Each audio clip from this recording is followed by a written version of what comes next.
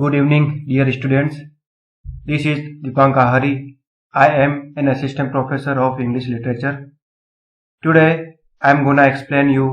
Act 3, Scene 2. Previous video में मैंने आपको मैकबेथ के Act 3, Scene 1 को डिटेल में एक्सप्लेन किया था, डिटेल में अच्छी तरह से समझाया था। हमने Act 3, Scene 1 में देखा था किंग डंकन का मर्डर करने के बाद मैकबेथ स्कॉटलैंड का किंग बन गया है और लेडी मैकबेथ स्कॉटलैंड की क्वीन बन गई है।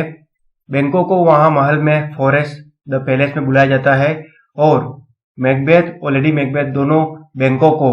उनके घर पे उनके पैलेस में शाम को होने वाली दावत में उनको इनवाइट करते हैं और बैंको को चीफ गेस्ट डिक्लेयर करते हैं, बैंको को चीफ गेस्ट अनाउंस करते हैं और मैकबेथ बैंको को स्पेशली इनवाइट करते हैं और आने का निमंत्रण देते हैं। बाहर से मैकबेथ का बिहेवियर बहुत ही सॉफ्ट होता है, बहुत ही माइल्ड होता है, लेकिन मन ही मन वो बैंको से हेट कर रहा होता है और वो ये सोच रहा होता है कि ये जिंदा क्यों है, क्योंकि उसे पता होता है कि बैंको जब तक जिंदा रहेगा उसको जो पावर मिली हुई है वो कभी भी जा सकती है, क्योंकि बैंको एक ऐसा पर्सन था जो कि मैकबेथ के बारे में सब कुछ जानता था और साथ ही उन तीनों विचेज की भविष्यवाणी के बारे में जानता था और ये समझ भी चुका था कि मैकबेथ किंग डंकन का मर्डर कर सकता था। तो एक्ट 3 सीन 1 में हमने देखा कि मैकबेथ दो मर्डरर्स को बुलाता है और उन दोनों मर्डरर्स को अच्छे से एक्सप्लेन करता है, अच्छे से समझाता है कि तुम दोनों को बैंको ने ही फंसा था, मेरा इसमें कोई रोल नहीं था और उसकी वजह से तुम तुम्हारी फैमिली से दूर हो गए, तुमको पूरी लाइफ इतना टॉर्चर मिला और तुमको इतनी सारी डिफिकल्टीज टॉर्चर सहन करना पड़ा, इस वजह से तुम्हारी फैमिली को भी बहुत ही सफर करना पड़ा। तो इस सब का जिम्मेदार कौन है? बैंको है। इसलिए तुम्हारा और मेरा तो दुश्मन है वो एक ही है और वो है बैंको। इस तरह से बहुत सारी बातें करके मैकबेथ दोनों मर्डरर्स को बैंको और उसके सन क्लियंस का मर्डर करने के लिए कन्विंस कर देता है और दोनों कन्विंस भी हो जाते हैं। यह सब हमने एक्ट 3 सीन 1 में अच्छे से एक्सप्लेन कर दिया था, अच्छे से समझा था। आज मैं आपको मैकबेथ के एक्ट 3 सीन 2 को डिटेल में एक्सप्लेन करूंगा। ओके, सो जैसे ही एक्ट 3 सीन 2 बिगिन होता है हमें same palace forest the palace दिखाया जाता है और एक्ट 3 सीन 2 में जो जो कैरेक्टर्स अपीयर होंगे और जो जो कैरेक्टर्स इस सीन में परफॉर्म करेंगे उन कैरेक्टर्स के नाम है Macbeth and lady Macbeth. Okay, so let's begin this scene.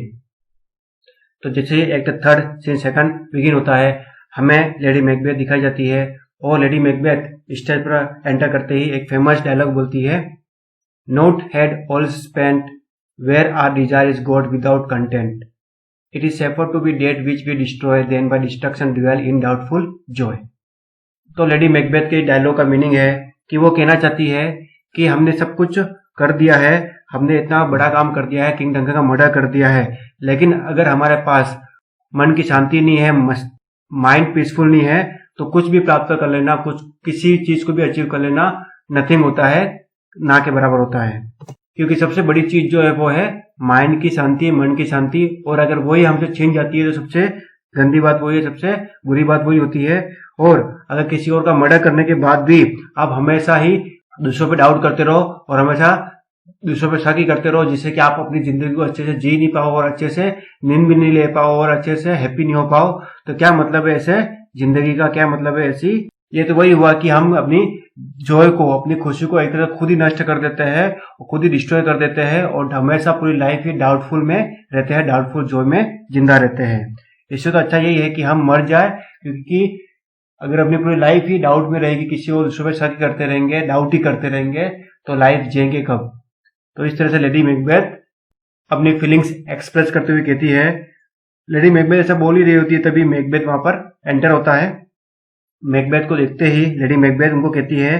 कि आप कैसे हो और हमेशा आप इतने सैड क्यों रहते हो, हमेशा इतने आप उलझे हुए क्यों रहते हो, खोए हुए क्यों रहते हो, आप इतना सोचना बंद करो। एक बार आपने जो डंकन का मर्डर कर दिया है वो कर दिया है, लेकिन हमेशा उसके बारे में सोचते रहना बहुत ही खराब बात है, बहुत ही डेंजरस है खुद के लिए, क्योंकि जो बुराई हमने कर ली है, जो पाप हमने कर लिया है, उसको कभी भी सुधारा नहीं जा सकता। इसलिए उसके बारे में ज्यादा सोचने से कुछ भी होने वाला नहीं है, इसलिए उसके बारे में सोचना बंद करो। जो होना था वो हो गया, अब आगे सोचो कि क्या करना है। मैकबेथ लेडी मैकबेथ की बात सुनो कहता है कि हमने अभी केवल स्नेक को सांप को चोट ही पहुंचाई है, पूरी तरह से मारा नहीं है। और वह सांप पूरी तरह स्वस्थ हो जाएगा और कभी भी हमारे लिए डेंजर हो सकता है, घातक हो सकता है। अब तो मैं यही चाहता हूँ कि पूरी दुनिया ही नष्ट हो जाए, क्योंकि अब हम नहीं तो सही से खाना खा सकते हैं, नहीं अच्छी तरह से नींद ले सकते हैं। कि जब भी हमारे माइंड में वो बात आती है तो हम नींद से उठ जाते हैं और हमें अच्छे से नींद भी नहीं आती है।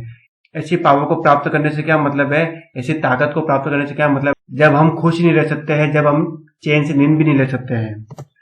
मुझे तो लगता है कि हमें शांति के लिए, माइंड की शांति के लिए उन कब्रों के पास चले जाने चाहिए जिनको हमने मारा है। उनके पास चले जाना ज्यादा अच्छा है, क्योंकि कम से कम वो मर जाने के बाद शांति से जो सोए है, और हम जिंदा रहने के बावजूद भी नींद नहीं ले पाते हैं, अच्छी तरह से सो नहीं पाते हैं, और हमेशा ही तकलीफ में रहते हैं, हमेशा ही सोचते रहते हैं और हमेशा ही परेशान रहते हैं। रियल में बात तो यह है कि हमने उनको मारकर उनको हमेशा के लिए शांति पहुंचा दी है, पीस पहुंचा दी है, लेकिन खुद के लिए हमेशा की परेशानी मोल ले ली है और हमेशा उदास रहने की और नींद न लेने की बीमारी ले ली है। और इस तरह से मेंटल परेशानी में मैकबेथ एक फेमस डायलॉग बोलता है, Duncan is in his grave,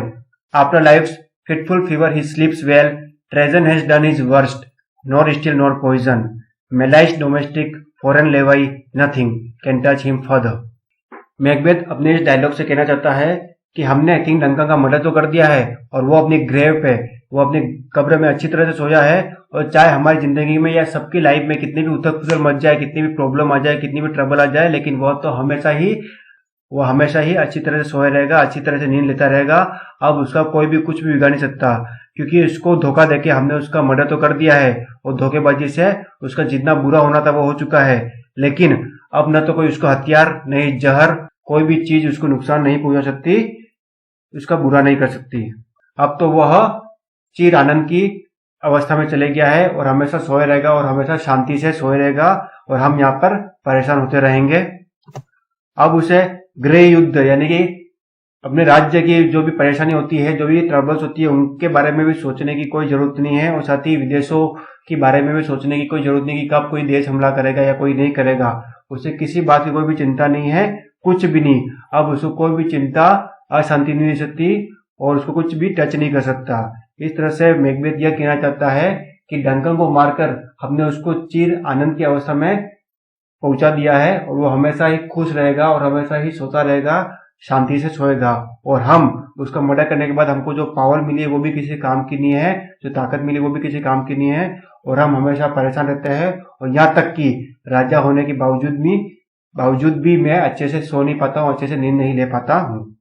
इस तरह से मैकबेथ अपनी इनर फीलिंग्स को लेडी मैकबेथ के सामने एक्सप्रेस करता है। लेडी मैकबेथ अपने हस्बैंड मैकबेथ की बात सुनकर कहती है कि आप प्लीज शांत हो जाइए, काम डाउन, और अपनी जो फीलिंग्स है उस पर नियंत्रण रखिए, उस पर कंट्रोल रखिए, क्योंकि आज रात को ही दावत में गेस्ट आने वाले हैं। कहीं वो आपका इस तरह का रूप देख लेंगे तो उनको डाउट हो जाएगा। तो प्लीज अपनी फीलिंग्स को एक्सप्रेस करने से पहले थोड़ा उन पर कंट्रोल रखिए।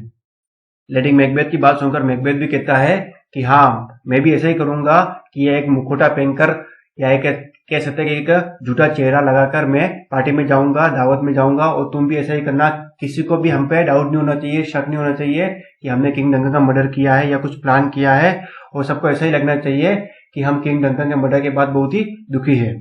और बैंको जो कि चीफ गेस्ट है उसका भी तुम विशेष ऑनर करना, सम्मान करना, और उसको अच्छे से ख्याल रखना, और उसको भी बिल्कुल भी डाउट नहीं होना चाहिए कि हमने ही ऐसा कुछ किया था, हमने ही कुछ गलत प्लान किया था। और खुद को सेफ रखने के लिए और किसी का डाउट हम पर नहीं हो, इसके लिए कुछ भी करना पड़े, जितना भी झूठ बोलना पड़े, जितना भी झूठे एक्सप्रेशन देने पड़े, तुम देना, ताकि किसी को भी हम पे शक न हो और हम सुरक्षित महसूस कर सके। मैकबेथ आगे कहता है कि मेरा माइंड बहुत सारे फियर्स है, बहुत सारे डर्स है, बहुत सारी चिंताओं से भरा हुआ है, क्योंकि अभी भी बैंको और उसका बेटा क्लियन जिंदा है, और बैंको मेरे बारे में सब कुछ जानता है। तो क्या पता वो आगे जाके मुझे धोखा दे दे, और उसके धोखा देने की वजह से ये जो पद मिला है, ये जो पावर मिली वो जा सकता है। इसलिए मेरे मन से चिंता है और डर जाता ही नहीं है। अपने हस्बैंड मैकबेथ की बात सुनकर लेडी मैकबेथ कहती है, लेकिन वो भी तो अमर नहीं है, वो भी तो कभी ना कभी तो मरेंगे ही।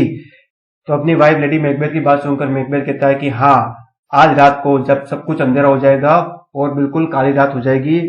और रात को जब चारों तरफ सन्नाटा होगा, तब एक भयानक काम होगा, एक भयानक एक्शन होगा, एक फ्राइटफुल डीड होगा, और जो सबको हैरान कर देगा। अपने हस्बैंड की बात सुनकर लेडी मैकबेथ पूछती है मैकबेथ को कि अब क्या आप करना चाहते हो, आपने क्या प्लान किया है जो कि आप ऐसा कह रहे हो। मैकबेथ अपनी वाइफ लेडी मैकबेथ की बात सुनकर रिप्लाई करता है, माय डियरेस्ट वाइफ, मैं जो कुछ भी करने जा रहा हूँ मैं उसको तुमको बाद में बताऊंगा और तुमको जब ये पता चलेगा तब तुम मेरी तारीफ करोगी, तो मैं इसलिए तुमको अभी ये कुछ भी बता नहीं रहा हूँ कि मैं क्या करने जा रहा हूँ आज रात को। फिर आगे अपनी फीलिंग्स को एक्सप्रेस करते हुए कहता है कि फटाफट रात हो जाए और जो मैंने सोचा है वो सब काम हो जाए, और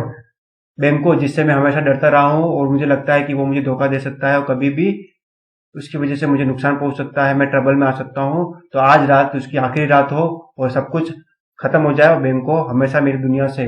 हमेशा मेरी लाइफ से चले जाए। जैसे जैसे दिन खत्म होते जा रहा है, लाइट खत्म होती जा रही है, लाइट कम होती जा रही है और अंधकार बढ़ते जा रहा है, रात गहरी होती जा रही है, उसी तरह से मेरे जो विचार है, मेरे जो पापी विचार है वो भी धीरे धीरे बहुत ही स्ट्रांग होते जा रहे हैं, और जो मैंने प्लान किया है वो पूरा होकर ही रहेगा, और जो भी मैंने बुरा सोचा है वह पूरा होना जरूरी ही है। तो मैकबेथ अपने आप से बातें कर रहा होता है, तो लेडी मैकबेथ उसको देखकर बहुत ही सरप्राइज हो जाती है, बहुत ही शॉक हो जाती है। तो मैकबेथ ये देख लेता है, तो मैकबेथ लेडी मैकबेथ को कहता है कि मुझे पता है कि तुम मेरी बातों को सुनकर बहुत ही शॉक हो रही हो, बहुत ही सरप्राइज हो रही हो, लेकिन तुम अभी शांत रहो, क्योंकि मैंने जो प्लान किया है वो जब पूरा हो जाएगा तो तुम मेरी तारीफ करोगी, प्रशंसा करोगी।